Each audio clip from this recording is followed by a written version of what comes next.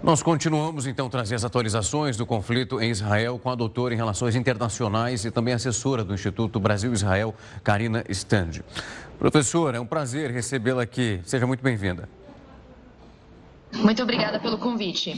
Professora, eu queria começar a nossa conversa olhando já para o presidente americano Joe Biden. Nós mostramos todo o processo dele saindo dos Estados Unidos, indo para Israel e nesse processo de volta, ele traz uma informação importante dizendo que o Egito garantiu que nesse momento fará abertura para a passagem, então, dos mantimentos, medicamentos, dessa ajuda humanitária que nesse instante ela é considerada muito necessária. Para a gente ambientar quem nos vê nesse momento, essa ajuda humanitária, aquilo que vem sendo ofertado nesse momento, ela vai sair exatamente daquele ponto onde há uma expectativa também da abertura da fronteira para que as pessoas façam esse caminho?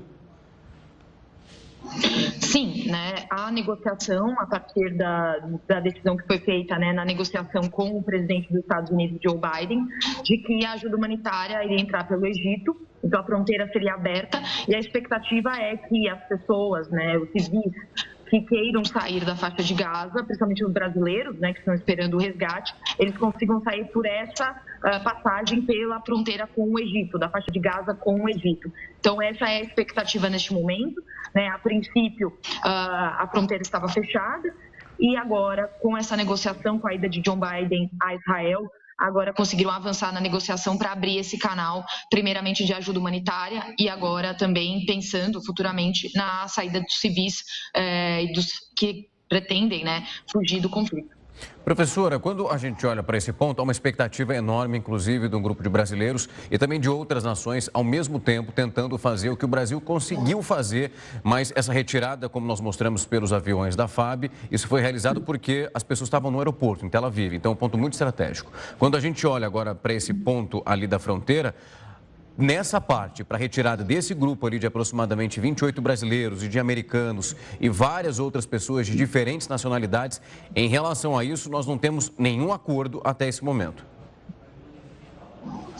Sim, exatamente, né? É a tentativa agora que a diplomacia brasileira, né, está se articulando da forma possível que consegue para realmente conseguir retirar esses brasileiros que querem sair da faixa de Gaza, que é a situação mais crítica, né? Então tem todo um processo logístico já organizado já pronto, né? Isso o governo brasileiro já anunciou, mas depende dessa permissão para que as pessoas saiam da faixa de Gaza, o que ainda não aconteceu. Professora, hoje eu estava acompanhando uma entrevista justamente falando sobre a situação dos palestinos e o que pode acontecer quando a gente olha para um deslocamento. O próprio Egito já chamou de um deslocamento forçado. E aí nós vemos Israel debatendo de alguma forma, dizendo que nesse momento não era isso que acontecia. O objetivo é que as pessoas saíssem do local onde os bombardeios podem acontecer em segurança. E esses próprios países ali na região temendo uma crise migratória. Diante do cenário onde nós estamos, ontem mostramos um hospital e aquela região sendo bombardeada, essa aflição e essa ideia...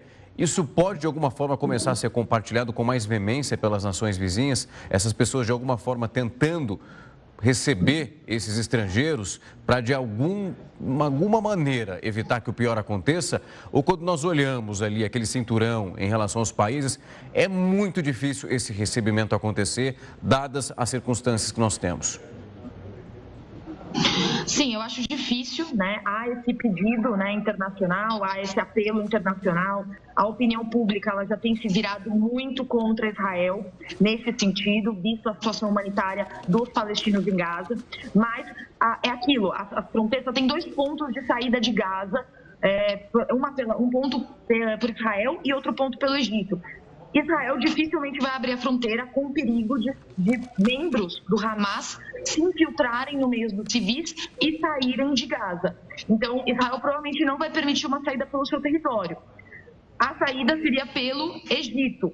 Só que, né, tem toda essa restrição, porque o Egito também teme a entrada de membros do Hamas em seu território, como já aconteceu no passado, não quando eles estavam restritos a Gaza, mas membros da Irmandade Muçulmana, a grupo a qual o Hamas é ligado, já tiveram influência muito grande no governo egípcio. Então, há esse temor de que outras células do Hamas entrem no território egípcio. Mas a comunidade internacional está muito comovida com a situação dos palestinos, então há uma movimentação para que essas pessoas se coloquem numa posição mais segura do que elas se encontram no momento. É muito difícil pensar em refugiados nesse momento por conta que Gaza é fechada. Só tem esses dois pontos de acesso, diferente de uma situação como a gente viu na Ucrânia, mais recentemente, de uma grande onda de refugiados ucranianos indo para outros países da Europa. A situação em Gaza ela é pior nesse sentido, porque as pessoas não podem sair. Então, não tem como elas se tornarem refugiadas em outros países se não há permissão para que elas saiam do território. Professor, nós podemos analisar dois pontos aqui. Eu queria entender se é realmente uma linha que pode ser seguida em relação a duas mudanças que são significativas. Desde o último final de semana, inclusive eu conversei isso com a senhora da última vez, a possibilidade de uma incursão por terra. Para que, inclusive, mostramos aeronaves distribuindo panfletos para que as pessoas se locomovessem das áreas onde possivelmente os bombardeios poderiam acontecer. Agora também, hoje, foi divulgada a informação pelo governo israelense de uma zona de segurança onde esses medicamentos, os suprimentos serão colocados para que a partir dali nós tenhamos um ponto de distribuição. Quando nós olhamos para esses dois movimentos e com uma influência muito grande e crucial do governo israelense, é uma forma de atender aos pedidos da comunidade internacional, inclusive os apelos que foram realizados pelo presidente americano Joe Biden, dizendo que Israel tem o direito e deve se defender, mas que civis não podem pagar um preço alto justamente já pelo terror causado pelo Hamas. Sim, com certeza. Isso é bem claro, é demonstrado pela ida do Joe Biden aos Estados Unidos. Então, essa pressão está se consolidando. Os Estados Unidos estão apoiando Israel de maneira muito significativa, visto também o veto na resolução apresentada pelo Brasil no âmbito do Conselho de Segurança da ONU. Então, nesse aspecto, os Estados Unidos estão demonstrando para Israel que está apoiando Israel e falando abertamente, inclusive isso foi feito na ONU, de que Israel tem o direito de se defender. Mas, por outro lado, também estão pressionando para que Israel cumpra as determinações que a comunidade internacional tem pedido, que é o mínimo da ajuda humanitária para aqueles que necessitam, cidadãos palestinos que necessitam dessa ajuda humanitária. Então, esse ponto, com certeza, é fruto dessa pressão internacional e da opinião pública internacional que já se voltou contra Israel. Professora, como que a gente consegue fazer uma leitura também sobre as manifestações que foram realizadas, principalmente envolvendo os países do Oriente Médio, que ali há, de fato, uma ligação muito próxima e que isso, de alguma forma, pode também afetar os outros estados? Nós mostramos isso acontecendo no Líbano e em pontos que são muito cruciais. Quando a gente olha para essa insatisfação, nós temos um ponto ali que é muito delicado e a gente imagina também a sutileza com que Israel não precisa tratar. Quando a gente fala desses suprimentos e de tudo que precisa chegar, o que nós podemos fazer uma leitura é de que essas pessoas, nesse momento, elas mostram, pelo menos, um apoio aos civis nesse momento. E também um outro ponto que se encaminha para entender até que pontos também pode ser uma diferença, para de alguma forma nós tenhamos ali sendo esses civis utilizados como uma bandeira só para criticar Israel, principalmente quando nós olhamos ali o Hezbollah e essas outras células terroristas. Sim, isso é uma possibilidade, né? Eu acredito que, claro, há uma comoção internacional pelas vítimas da guerra, os civis palestinos principalmente, mas temos que lembrar também dos civis israelenses que foram vitimados pelo Hamas. Então, essa posição então existe, ela é válida e ela existe. Mas não podemos descartar também o quanto Israel ele é criticado no sistema internacional de uma maneira muito incisiva, o que não acontece, inclusive, com outros países que atuam de forma até pior do que Israel atua. Podemos até considerar o que aconteceu com a guerra da Ucrânia. A Rússia sofreu muito escrutínio internacional, mas não uma condenação tão veemente quanto a nós vemos Israel sofrendo dos seus países vizinhos.